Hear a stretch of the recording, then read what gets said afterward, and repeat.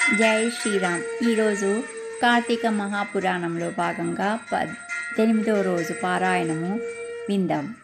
నారదుడు చెప్పినదంతా విన్న పృథువు, ఓ దేవర్షి, కార్తీక మాసపు గొప్పదనమును వివరించి నన్ను ధన్యుణ్ణి చేశావు. అదేవిధంగా స్నానాది విధుల్ని, ఉద్యాపనా విధిని కూడా యథావిధిగా తెలియజేయవలసినదని కోరగా నలువ చూలి ఇలా చెప్పసాగాడు. కార్తీక వ్రత విధి విధానము. శౌచం అశ్విన్యసతు మాసస్య యా శుద్ధ ఏకాదశి భవేత్ కార్తీకస్య వ్రతారంభం తస్యాం కుర్యాతతంత్రితః. మహారాజా, ఈ కార్తీక వ్రతాన్ని ఆశ్వీజ శుద్ధ ఏకాదశి నాడే ప్రారంభించాలి. ముఖమార్జనం చెయ్యని వాళ్లకు మంత్రాలు పట్టి ఇవ్వవు. కాబట్టి ముఖమును, జిహ్వాను ఎప్పుడూ శుభ్రంగా ఉంచుకోవాలి. మంత్రం: ఆయుర్బలం యశోవర్చః ప్రజాః పశువస్సూని చ బ్రహ్మప్రజ్ఞాం చ మేధాంచ త్వన్నో దేహి వనస్పతే అనే మంత్రంను పఠిస్తూ దంతధావనం చేసుకోవాలి. క్షయతిథులలోనూ, ఉపవాస దినాలలోనూ, పాడ్యమి, అమావాస్య, నవమి, పక్ష సప్తమి, సూర్యచంద్రగ్రహణాలు ఈ వేళలో దంతధావనం చేయకూడదు. దంతధావనం తరువాత భక్తి నిర్మల బుద్ధి కలవాడై గంధపుష్ప తాంబూలాలను గ్రహించి శివాలయానికి కానీ విష్ణాలయానికి కానీ వెళ్ళి అక్కడ దైవతాలకు అర్ఘ్యపాద్యాది ఉపచారాలను ఆచరించి స్తోత్ర నమస్కారాలను సమర్పించి నృత్యగీత వాద్యాది సేవలను చెయ్యాలి. దేవాలయాలలోని గాయకులు, వర్తకులు, తాళ మృదంగాది వాద్య విశేష విద్వాంసులు వీళ్ళందరినీ విష్ణు స్వరూపులుగా భావించి పుష్ప తాంబూలాదులతో అర్చించాలి.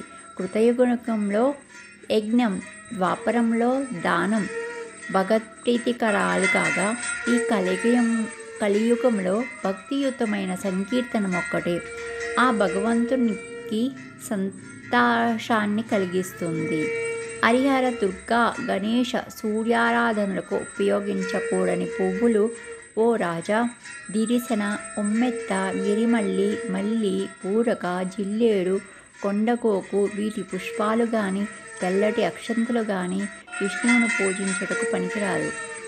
అదేవిధంగా జపా కుసుమాలు, మొల్ల పుష్పాలు, తిరిసిన పువ్వులు, బండి, గురువింద, మాలతి పుష్పాలు ఇవి ఈశ్వరుని పూజించే అందుకు తగవు. ఎవరైతే సిరి సంపదలు కావాలని కోరుకుంటున్నారో అటువంటి వాళ్ళు తులసి దళాలతో వినాయకుడిని, గరికతో దుర్గాదేవిని, అవిసె పువ్వులతో సూర్యుడిని పూజించకూడదు. ఏ దేవతలకు ఏ పువ్వులు శ్రేష్టమైనవో వాటితోనే పూజించాలి. అలా పూజించినప్పటికీ కూడా మంత్రహీనం, క్రియాహీనం, భక్తిహీనం సురేశ్వర యత్పూజితం మయా దేవ పరిపూర్ణం తదాస్తుతే. ఓ దేవ, మంత్ర క్రియాధిక లోపభూయిష్టమైనప్పటికీ నాచే చెయ్యబడిన పూజ నీకు పరిపూర్ణమైనదను కాక అని క్షమాపణ కోరుకోవాలి. ఆ పిదప దైవానికి ప్రదక్షిణ నమస్కారాదులను ఆచరించి పునః క్షమాపణలు చెప్పుకొని నృత్యగానాది ఉపచారాలతోనూ పూజను సమాప్తి చేయాలి. ఎవరైతే కార్తీక మాసంలో ప్రతిదినము రాత్రి శివ పూజను కానీ విష్ణు పూజను కానీ ఆచరిస్తారో వాళ్ళు సమస్త పాపాల నుండి విడివడిన వాళ్ళై వైకుంఠాన్ని పొంది తీరుతారు. 6వ అధ్యాయము. నారదుడు చెప్తున్నాడు: రాజా, మరింత వివరంగా చెప్తాను విను. వ్రతస్థుడు మరో 2 గడియలలో తెల్లవారుతుందనగా నిద్రలేచి శుచి అయి నువ్వులు, దర్పలు, అక్షతలు, పువ్వులు, గంధము తీసుకుని నది వద్దకు వెళ్ళాలి. చెరువులలో కానీ, దైవ నిర్మిత జలాశయాలలో కానీ, నదులలో కానీ, సాగర సంగమాల్లో కానీ స్నానం చేస్తే ఒకదానికంటే ఒకటి 10 రెట్ల పుణ్యాన్ని ఇస్తుంది. ఏ పుణ్యతీర్థంలో స్నానం చేసినా అంతకు 10 రెట్లు ఫలం కలుగుతుంది. ముందుగా విష్ణువును స్మరించి స్నాన సంకల్పం చేసి దేవతలకు అర్ఘ్యం ఇవ్వాలి.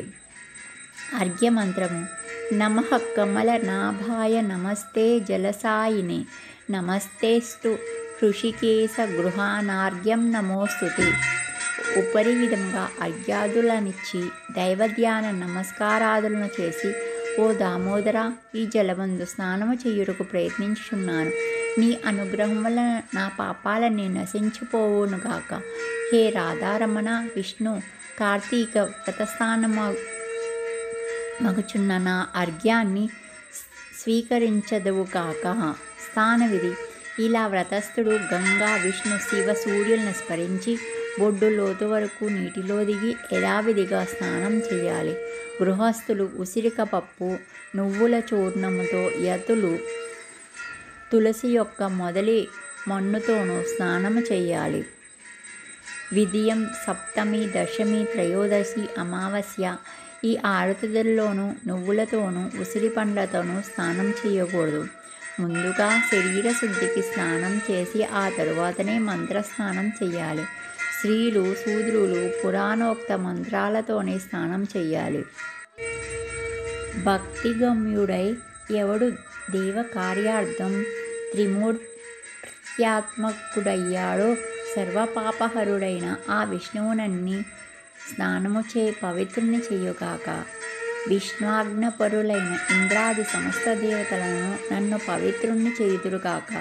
రహో యజ్ఞ మంత్ర బీజ సంయుతాలైన వేదాలు వశిష్ఠ కశ్యపాది మునివరిష్ఠుల నన్ను పవిత్రుణ్ణి చేయుదురుగాక. గంగానది, సర్వనదులు, తీర్థాలు, జలధారలు, నదాలు, సప్తసాగరాలు, హ్రదాలు నన్ను పవిత్రుణ్ణి చేయుగాక. ముల్లోకాలలోనూ గల అరుంధత్యాది పతివ్రతాలు, తల్లులు, యక్ష, సిద్ధ, గరుడాదులు, ఓషధులు, పర్వతాలు నన్ను పవిత్రుణ్ణి చేయుగాక. ఉపరి మంత్రయుక్తంగా స్నానం చేసి చేతి యందు పవిత్రాన్ని ధరించి దేవ, ఋషి, పితృతర్పణాలను విధిగా చేయాలి. కార్తీక మాసంలో పితృతర్పణ పూర్వకంగా ఎన్ని నువ్వులైతే విడువబడుతున్నాయో అన్ని సంవత్సరముల పాటు పితృదేవతలు స్వర్గంలో నివసిస్తున్నారు. ఆ తర్పణానంతరం నీటి నుండి తీరానికి చేరి కాలానుష్ఠానం అంటే సంధ్యావందనాది నెరవేర్చుకొని విష్ణు పూజను చేయాలి. పిదప అర్ఘ్యమంత్రం. ప్రతిపత్ కార్తీక మాసే స్నాతస్య విధినా మమ గృహాణార్ఘ్యం మయా దత్తం రాధయా సహితో హరే అనే మంత్రంతో గంధ పుష్ప ఫలాలతో కూడిన అర్ఘ్యాన్ని క్షేత్రతీర్థ దైవతాలను స్మరించి మననం చేసుకోవాలి. అనంతరం వేదపరాయణులైన బ్రాహ్మణులకు భక్తిపూర్వకంగా గంధ తాంబూలాలనిచ్చి పూజించి నమస్కరించాలి.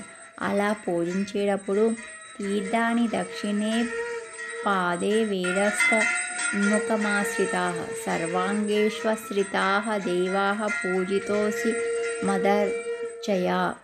కుడి పాదమందు సర్వతీర్థములు, ముఖమందు చతుర్వేదములు, అవయములందు సర్వదేవతలతో అలరారి ఈ బ్రాహ్మణ పూజ వలన పవిత్రునవుతున్నాను అని అనుకోవాలి. అటు మీదట వ్రతస్థుడు హరిప్రియమైన తులసికి ప్రదక్షిణమాచరించి దేవతలచే నిర్మించబడి మునులచే పూజించబడిన విష్ణు ప్రేయసి వగు ఓ తులసి, నీకు చేస్తున్న నమస్కారము నా పాపాలను నాశనము చెయ్యుగాక అన్ని నమస్కరించాలి. తదుపరి స్థిరబుద్ధి కలవాడై హరికథ, పురాణ శ్రవణాదుల్లో పాల్గొనాలి. ఇప్పుడు నేను చెప్పినట్లుగా ఏ భక్తులైతే ఆచరిస్తారో వాళ్లకు తప్పనిసరిగా దైవ సాలోక్యాన్ని పొందుతారు. సమస్త రోగహారకము, పాపమారకము, సద్బుద్ధిదాయకము, పుత్రపౌత్ర ధనప్రదము, ముక్తికారకము, విష్ణుప్రీతికరము అయిన కార్తీక వ్రతాన్ని మించింది కలియుగములో మరి ఒకటి లేదు. 18వ రోజు పారాయణం సమాప్తము. విన్నారు కదండి. ఇది మీకు నచ్చినట్లయితే లైక్ చేయండి, కామెంట్ చేయండి, సబ్స్క్రైబ్ చేయండి. జై హింద్, జై భారత్, జై శ్రీరామ్.